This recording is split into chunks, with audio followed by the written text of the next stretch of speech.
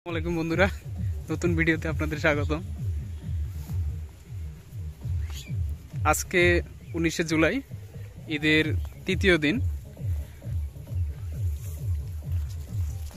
আসলে আজকে আসছি একটু নদী পাড়ে আপনাদের নদী দেখানোর জন্য, কিন্তু আপনারা একটা সাউন্ড শুনতে পাচ্ছেন। দেখেন, দুই দিক থেকে এই সাউন্ডটা চলে আসতেছে, শুধু বিটের শব্দ। মানে গ্রাম অঞ্চলে ঈদ হলে এতটা শব্দ হয়, মানে এতটা শব্দ করে এরা এই সাউন্ড বক্সগুলো বাজায় যে কল্পনার বাইরে। দেখুন, সবুজ শ্যামল প্রাকৃতিক পরিবেশ, একদম গ্রামের জেনুইন। এই হচ্ছে নদী, নদীর পানি অলমোস্ট ঘোলা দেখবেন, কারণ এই সময়টা হচ্ছে জুলাই মাস। নদী থেকে নদী থেকে বৃষ্টির পানিগুলো এরকম শাখা নদীগুলো দিয়ে বিলে প্রবেশ করে, সেটাই দেখতে পাচ্ছেন। আসলে আমরা রাস্তা হারিয়ে ফেলছি, নদীর পাড় দিয়ে যাওয়ার মতো আর জায়গা নেই। এখন আমরা এই যে একজন রাস্তা খুঁজতেছে কোন পাশ দিয়ে যাবে, অনেকটা রিস্ক নিয়েই হাঁটতেছি। একটু স্লিপ করলেই হয়তো নদীর মাঝখানে চলে যাব। এই যে লম্বা লম্বা ঘাসের মতো দেখতেছেন, এগুলো আসলে কাইসা বলে এলাকারই। এগুলা এই পাশে লাগানো হয়েছে, এমনি এমনি হয় নাই। আসলে এই যে আবাদি জমিগুলা দেখছেন, এগুলো ঠিক নদীর কাছার এই জমিগুলা দেখা যায় প্রত্যেক বছরই নদী ভাঙনের ফলে এই জমিগুলা নদী গর্ভে বিলীন হয়ে যায়। এই জন্যই এই গাছগুলা লাগানো, যাতে করে নদী ভাঙনের মতো এই জিনিসগুলা না ঘটে। আর একটু সামনে গেলেই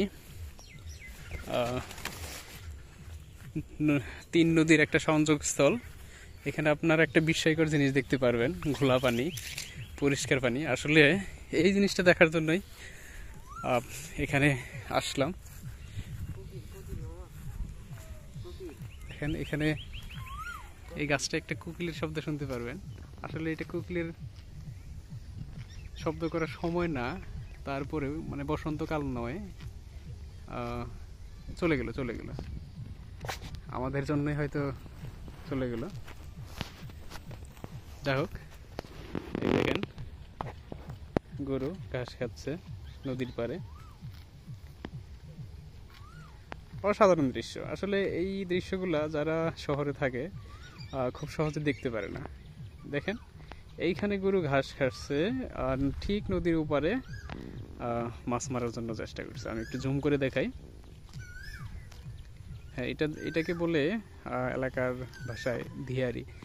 এটা ওইভাবে পেতে রাখলেই, যে নদীর স্রোত আছে, এই স্রোতের ফলে দেখা যায় যে মাছ ওইটার ভেতরে প্রবেশ করে থাকে। একবার প্রবেশ করলে আর বের হতে পারে না। তো আপনাদের যেটা বললাম, যে নদীর সংযোগস্থল, তিন দিকে গেছে এখান থেকেই। এখানে একটা আশ্চর্যজনক জিনিস হচ্ছে, একই সাথে একই ঘোলা পানি এবং পরিষ্কার পানির মিলনস্থল। আপনাদের কাছ থেকে দেখায় যে এই পাশ থেকে যে পানিগুলো আসতেছে, সেটা হচ্ছে ঘোলা পানি এসে ঠিক এই জায়গাটায় মিশে যাচ্ছে, কিন্তু মিশতে পারতেছে না। ওই দিক থেকে আসতেছে পরিষ্কার পানি। ঘোলা পানি এবং পরিষ্কার পানির মিলনস্থল। দেখেন, ওইখানে নৌকা উল্টো করে শুকা দিছে, ঘাটেও একটা নৌকা বাঁধা আছে। যে এখান থেকে আরেকটা জিনিস দেখাই,